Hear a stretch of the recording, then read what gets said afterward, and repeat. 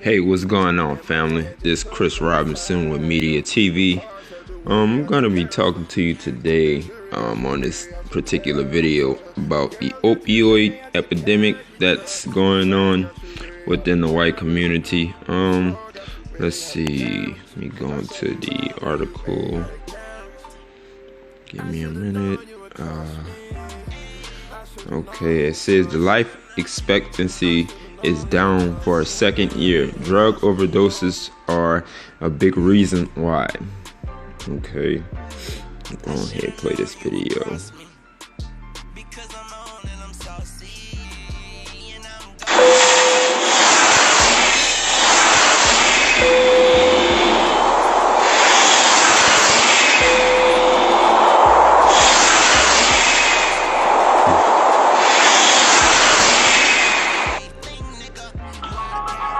U.S. life expectancy increased between 2000 and 2015, but according to a research letter published Tuesday in the Journal of the American Medical Association, drug poisoning deaths from opioids stunted those gains. Dr. Deborah Dowell, research author and senior medical advisor at the U.S. Centers for Disease Control and Prevention, says, quote, "It takes a significant change in the number of deaths from a specific cause of death to impact overall life expectancy." She added that, quote, "However, opioid overdose death rates increased substantially during this period." During the study period, overall, life expectancy from birth increased by 2 years, from 76.8 years in 2000 to 78.8 years in 2015. Okay, family, and it says the U.S. life expectancy increased between 2000 to 2015, but according to the research letter, drug poisoning deaths from opioids stunned those gains. And it said health researchers have some grim news for Americans. We are dying younger, and life expectancy is now down for the second straight year, something not seen in more than half a century. One undeniable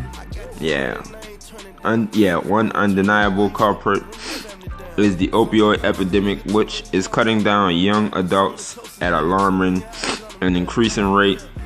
The researchers say that the numbers are disturbing, said Robert Anderson, chief of the mortality statistics branch of the National Center for Health Statistics. The branch is part of the Federal Center for Disease Control and Prevention, which released two reports Thursday.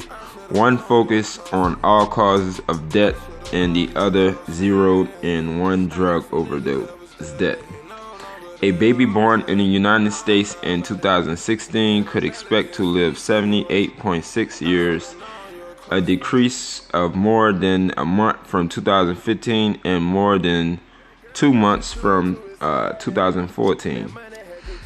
That's the first 2 years declining since 1962 and 1963, when spikes in flu deaths were likely to blame, Anderson said. Before 2015, the last 1 year decline was in 1993 and was attributed partly to AIDS epidemic. The declines are shockingly out of sync with a larger world in which lives are getting longer and healthier. Public health experts said the rest of the world is improving. The rest of the world is seeing large declines in mortality and large improvements of life expectancy, said Peter Munin, a professor of health policy and management at Columbia University. The true enriched countries and middle income countries, and generally true even in lower income countries. The difference between the US and most of the rest of the world is very stark, said Jonathan Skinner, a professor of economics at Dartmouth College. Newborns in 29 countries, including Japan, Australia, and Spain, had life expectancies over 80 years in 2015. According to the World Health Organization, The average global life expectancy was 71.4 and rising according to the agency's most recent report. And then it says, so what's going wrong with the Americans' health? At first glance, the new statistics present a paradox. Overall death rates for the nation actually fell in 2016. So did the deaths from 7 of the 10 biggest killers, including cancer and heart disease. But life expectancies fell too, because death rates ticked up in people under 65. Every time you lose a young person, you lose many more lives of life than when you lose an old person. Skinner says, in fact, the report contains reassuring news for older Americans. If you make it to age 65, you can expect to live another 18 years if you are a man and 20.6 years if you are a woman. While most deaths still occur in older people are dying at a slower rate. But fewer people are making it to 65, and the biggest killer of young people include what statisticians call unintentional injuries, a category that covers drug overdose, traffic crashes, and falls. Deaths from those causes rose 9.7% in 2016. Okay.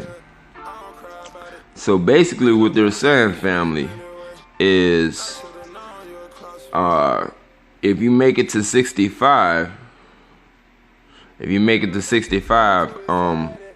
men have a chance of living 18 more years, and women have a chance of living 20 more years. But with the alarming rate that's going on right now with the opioid epidemic with the white community, is they're dying off very fast.